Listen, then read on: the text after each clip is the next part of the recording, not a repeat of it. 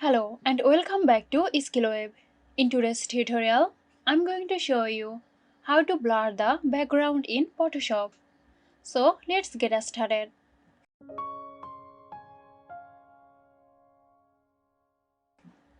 Start by opening Adobe Photoshop and opening the image you want to work with.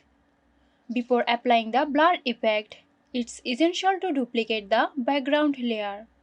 Right-click on the background layer in the Layers panel and select Duplicate Layer. Or you can duplicate layer by clicking here.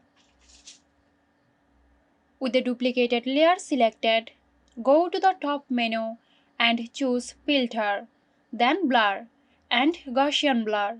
A dialog box will appear. Adjust the blur radius to your preference, previewing the blur effect in real time.